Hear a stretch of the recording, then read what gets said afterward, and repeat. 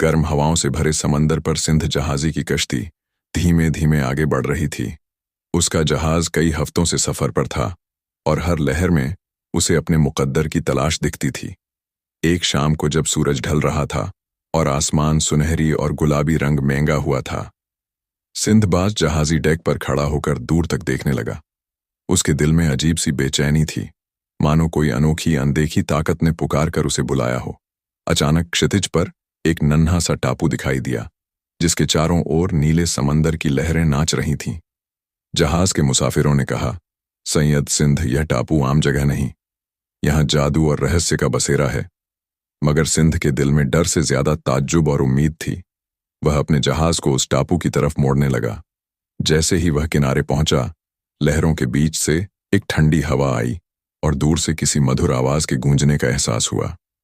सिंध के साथी डरकर जहाज में ही रहने लगे, मगर वह अकेला किनारे उतरा। टापू की जमीन चांदी जैसी सफेद और नरम थी और उस पर छोटे छोटे फूल खिल रहे थे, जिनसे मीठी खुशबू आ रही थी। सिंध ने अपनी तलवार संभाली और आगे बढ़ा। चलते चलते उसे एक चमकती हुई नदी दिखाई दी, जिसका पानी दूध जैसा सफेद था। उस नदी के किनारे पर सिंध बांध ने पहली बार उस रूहानी हस्ती की आहट महसूस की।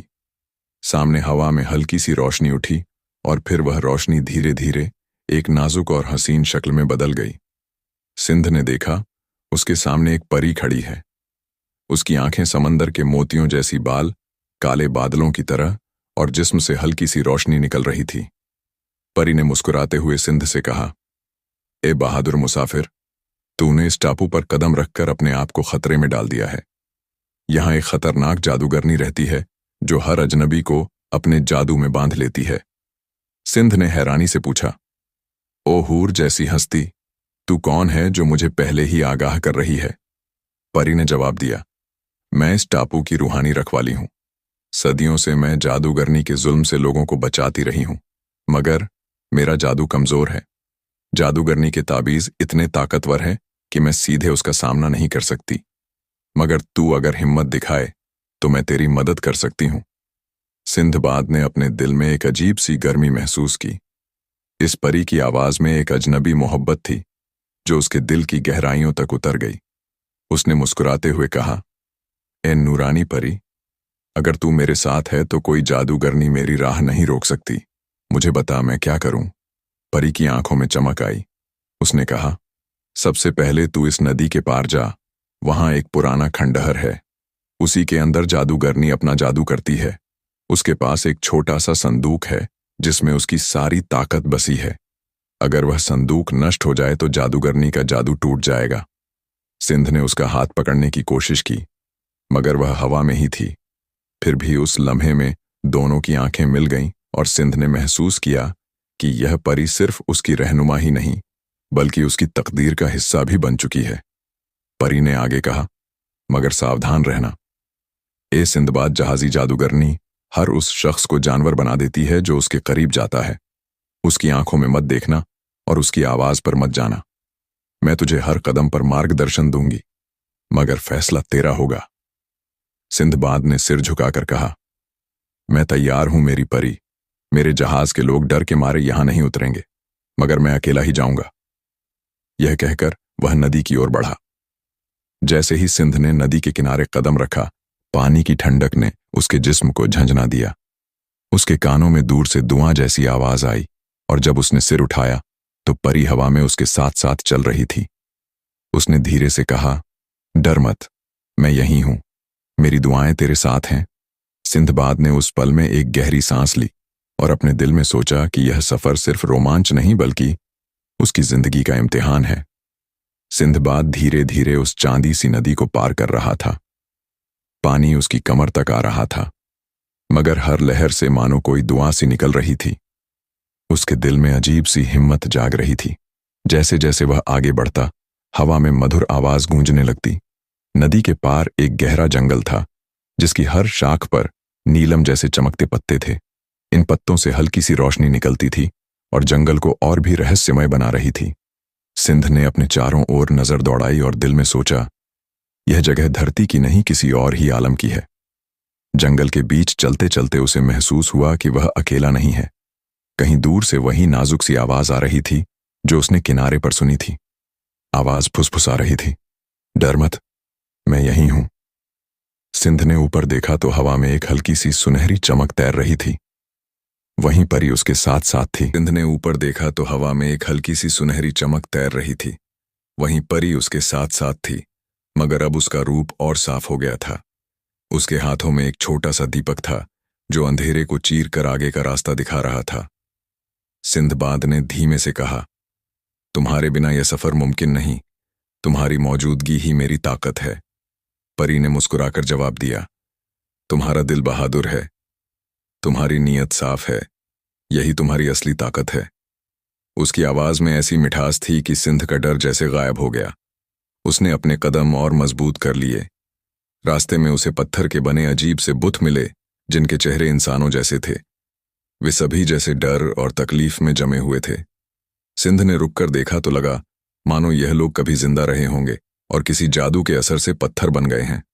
सिंध ने भारी सांस लेकर कहा, यह वही लोग हैं जो चुड़ैल के जादू में फंस गए। हवा में तैरती परी की आवाज आई, हाँ, यह उसकी करतूत है। वह अपने पास आने वाले हर अजनबी को या तो जानवर बना देती है या पत्थर। यही वजह है कि मैं खुद उसे नहीं रोक पाई। सिंधबाद ने तलवार कसकर पकड़ ली और धीमे स्वर में कहा, अब यह जुल्म बंद होगा। मैं उस संदूक को ढूंढूंगा चाहे जान चली जाए। जंगल और गहरा होता गया। चारों ओर नीली और हरी रोशनी की लकीरें बनती और मिटती। कभी कभी कोई रहस्यमय पक्षी अजीब सी आवाज निकालता और उड़ जाता। सिंधबाद का दिल तेज तेज धड़क रहा था, मगर उसके कदम रुक नहीं रहे थे। हर कदम के साथ उसे परी की मौजूदगी और मजबूती महसूस होती। उसने सिर उठाकर कहा, तुम कौन हो? क्यों मेरी मदद कर रही हो? परी की आवाज में हल्की सी उदासी थी। मैं कभी इस द्वीप की रानी थी। उस जादूगरनी चुड़ैल ने मेरे महल और मेरी रूह दोनों पर कब्जा कर लिया। अब मैं सिर्फ एक रूहानी साया हूं। जब तक उसका जादू नहीं टूटता मैं आजाद नहीं हो सकती। मगर जब मैंने तुम्हारा जहाज किनारे आते देखा तो लगा जैसे तकदीर खुद तुम्हें यहां लाई है। सिंधबाद के दिल में पहली बार दया और मोहब्बत एक साथ जाग उठी। उसने धीमे से कहा, मैं वादा करता हूं तुम्हें मुक्त कराऊंगा। तुम्हारी आजादी मेरा मकसद होगी। यह सुनकर हवा में तैरती परी की रोशनी और तेज हो गई। उसने धीरे से कहा, तो सुनो, सामने जो पहाड़ी है उसके पीछे एक खंडहर है। वही चुड़ैल का ठिकाना है। उस खंडहर में दाखिल होते ही उसकी फुसफुसाहट तुम्हें अपने वश में करने की कोशिश करेगी। तुम्हें सिर्फ अपने दिल की आवाज सुननी है। सिंधबाद ने उसकी बातों को याद करते हुए अपना हाथ सीने पर रखा और कहा, मेरा दिल अब डर नहीं जानता, तुम्हारी आवाज ही मेरी राह है। वह आगे बढ़ा।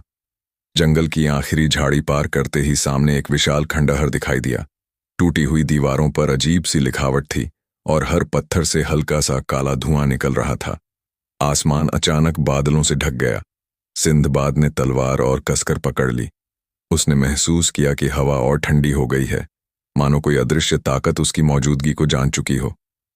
परी ने धीरे से कहा, अब मेरा जादू यहां कमजोर हो जाएगा, मगर मैं जितना हो सके तुम्हें मार्ग दिखाऊंगी। याद रखना, यह सिर्फ तुम्हारी हिम्मत का इम्तिहान नहीं, मेरी आजादी का भी सवाल है। सिंध ने गहरी सांस ली, परी की ओर देखा और खंडहर की तरफ बढ़ गया। सिंध ने खंडहर के विशाल दरवाजे पर कदम रखा। दरवाजे के दोनों ओर पत्थर के बने दो दैत्याकार शेर थे, जिनकी आंखें मानो जिंदा हों और हर आने जाने वाले को घूर रही हों। जैसे ही सिंधबाद ने दरवाजा पार किया, अचानक हवा का एक तेज झोंका आया और भीतर का अंधेरा और भी गहरा हो गया। दीवारों से हल्की हल्की सीटी जैसी आवाजें आने लगीं, जैसे कोई अदृश्य प्राणी कानों में फुसफुसा रहा हो। मगर सिंधबाग ने अपना दिल मजबूत किया और आगे बढ़ता गया। उसकी तलवार हाथ में ने अपना दिल मजबूत किया और आगे बढ़ता गया। उसकी तलवार हाथ में थी और दूसरी तरफ दिल में परी के शब्द गूंज रहे थे, सिर्फ अपने दिल की आवाज सुनना। खंडहर के भीतर हर तरफ टूटी फूटी मूर्तियां थीं। कुछ इंसानों की थीं, कुछ अजीब जानवरों जैसी। दीवारों पर पुराने नक्शे और जादुई निशान खुदे थे। अचानक उसे लगा कि कोई उसका पीछा कर रहा है। उसने पीछे मुड़कर देखा, मगर वहां सिर्फ अंधेरा था। तभी परी की हल्की आवाज आई, डर मत, वह सिर्फ उसकी चाल है। वह तेरे मन को कमजोर करना चाहती है। सिंध ने आंखें बंद की और गहरी सांस ली। थोड़ा और आगे बढ़ने पर उसे एक गोल हॉल मिला, जिसके बीचों बीच एक काले संगमरमर का चबूतरा था। चबूतरे के ऊपर एक सोने की थाली रखी थी, जिसमें लाल रंग का धुआं उठ रहा था। यह वही जगह थी जहां चुड़ैल अपना जादू करती थी। अचानक चारों ओर से ठंडी हंसी की गूंज सुनाई दी। आवाज इतनी डरावनी थी कि दीवारें भी कांप उठीं। सिंध ने तलवार और कसकर पकड़ी। अंधेरे से धीरे धीरे एक आकृति उभरने लगी। लंबा कद, उलझे हुए बाल, आंखें लाल अंगारों जैसी और हाथ में एक चमकता हुआ ताबीज। यह वही चुड़ैल थी। उसकी नजरें इतनी पहनी थीं कि किसी को भी पत्थर कर दें। उसने जहरीली मुस्कान के साथ कहा, कौन है जो मेरे ठिकाने में दाखिल हुआ है?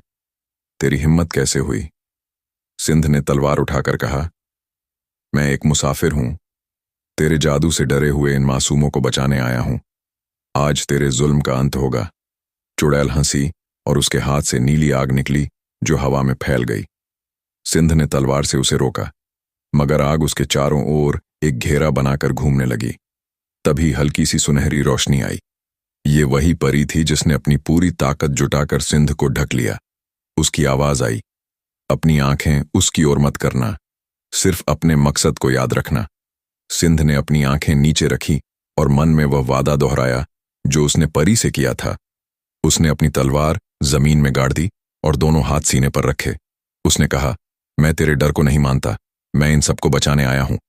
यह कहते ही चबूतरे पर रखी सोने की थाली कांपने लगी और लाल धुआं तेज हो गया। चुड़ैल चीखी, तू कौन है जो मेरे जादू को ललकार रहा है? परी की आवाज फिर आई, याद रख वह संदूक, उसकी ताकत उसी संदूक में है। सिंध ने आंखें खोलीं और चारों ओर देखा। हॉल के कोने में एक छोटा सा लकड़ी का संदूक रखा था, जिस पर ताले लगे थे और उसके चारों ओर काले सांप लिपटे थे। यह वही संदूक था जिसकी ओर परी ने इशारा किया था। सिंध ने तलवार उठाई और धीरे धीरे संदूक की तरफ बढ़ने लगा। चुड़ैल ने गुस्से से जमीन पर अपना ताबीज मारा और हॉल की दीवारों से काले परिंदे निकलकर सिंधवाद पर टूट पड़े। वह तलवार चलाता हुआ आगे बढ़ा।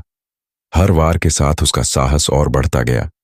परी की आवाज अब और साफ वह चुड़ैल की आवाज थी जो अब अपने वजूद को बचाने के लिए तड़प रही थी। उसकी आंखों की लाल चमक बुझने लगी और उसके हाथ से ताबीज गिर गया। संदूक के भीतर एक पुराना आईना, कुछ हड्डियां और एक काला पत्थर रखा था। परी की आवाज सिंध के कानों में गूंजी, यही उसका राज है, काले पत्थर को तोड़ दो, तभी उसका जादू खत्म होगा। सिंध ने तुरंत पत्थर उठाया। जैसे ही उसने उसे हाथ में लिया, उसके पूरे शरीर में बिजली सी दौड़ गई। पत्थर मानो खुद जिंदा हो और उसके हाथों से छूटने के लिए तड़प रहा था। मगर सिंधबाद ने अपने दांत भींच लिए और पूरी ताकत से पत्थर को जमीन पर दे मारा। पत्थर के टूटते ही खंडहर हिल गया। दीवारों से काला धुआं निकलने लगा। बुतों के चेहरों पर जान लौट आई और वह सब इंसानों के रूप में जमीन पर गिर पड़े। उन्होंने हैरानी से चारों ओर देखा। कुछ लोग रोने लगे, कुछ ने ताजीमन सर झुका लिया। वे सभी उसी चुड़ैल के जादू में बंधे हुए थे। अब वह जादू टूट चुका था। चुड़ैल ने चीखते हुए कहा, तूने क्या किया? मेरी सदियों की ताकत नष्ट कर दी। उसका शरीर अब धुएं जैसा हो गया था। उसकी ऊंचाई घटने लगी, बाल राख से झड़ने लगे। वह सिंध की तरफ झपटी, मगर अब उसमें वह ताकत नहीं रही।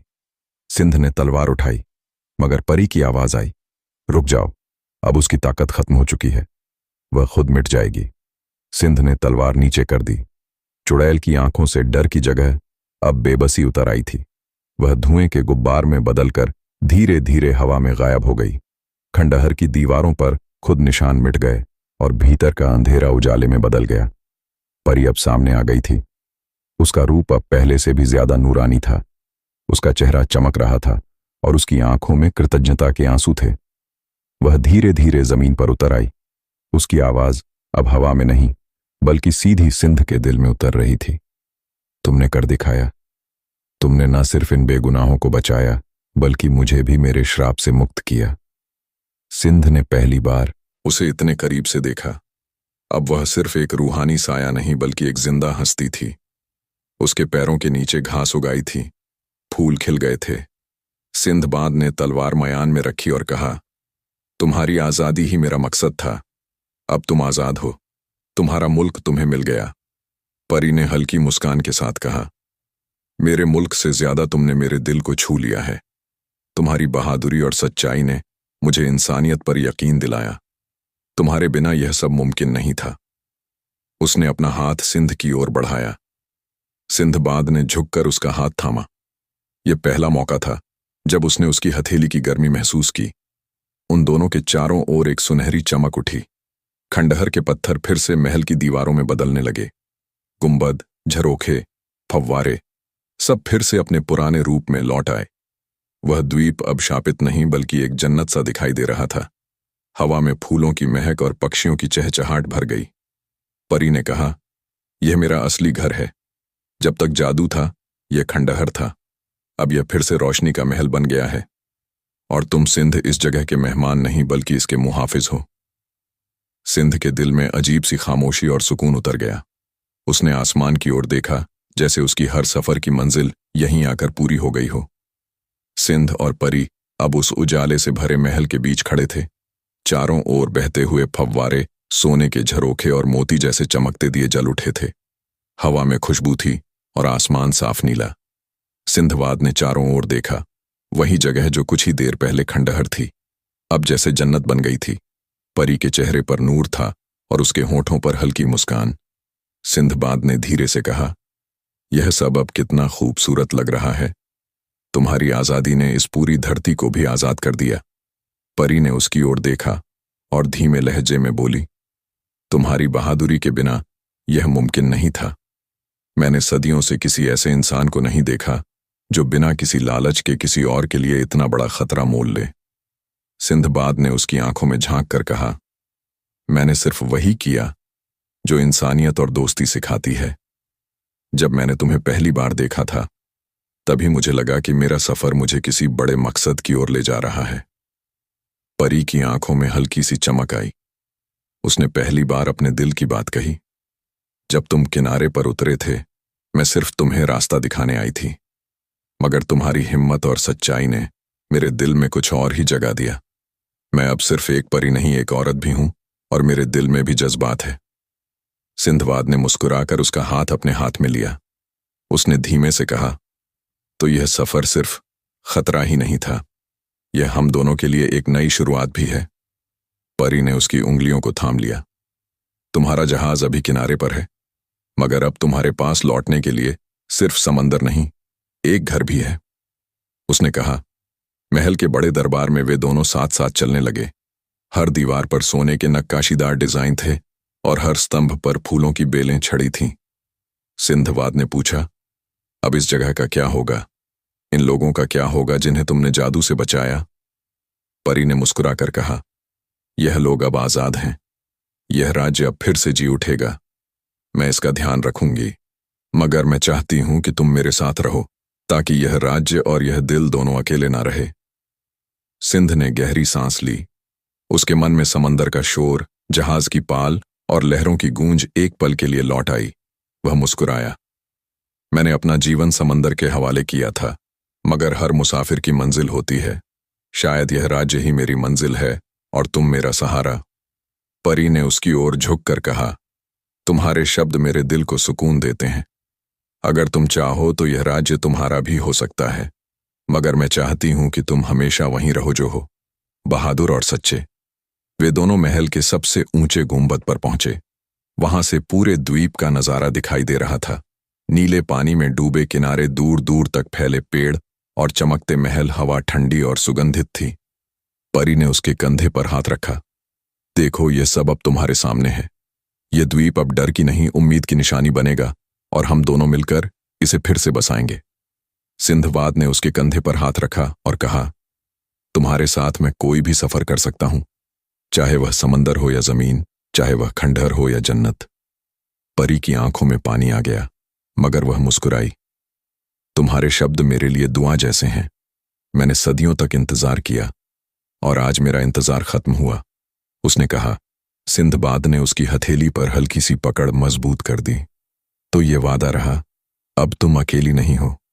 तुम्हारा यह राज्य, तुम्हारी यह जिंदगी और यह सफर अब मेरे साथ है। दोनों के बीच हवा में सुनहरी चमक फिर से उठी। ये सिर्फ महल या राज्य की नहीं, बल्कि दो दिलों के मिलने की शुरुआत थी। सिंधबाद उस लंबे और रहस्यमय गलियारे से बाहर निकला तो सामने एक ऐसा नजारा था जिसे देखकर उसकी सांसें थम सी गईं।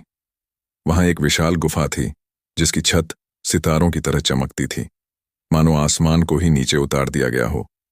गुफा के बीचों बीच एक नीला तालाब था जिसकी सतह पर हजारों छोटे छोटे चिराग तैर रहे थे। हल्की हल्की ठंडी हवा और चिरागों की मध्यम रोशनी ने उस जगह को जैसे किसी दूसरी दुनिया में बदल दिया था। सिंध परी का खूबसूरत हाथ थामे शाही महल के खूबसूरत कमरे में बैठा था और परी की खूबसूरती देखकर मदहोश हो रहा था। उसने उसे परी से शादी कर ली और वहीं जिंदगी बसर करने लगा।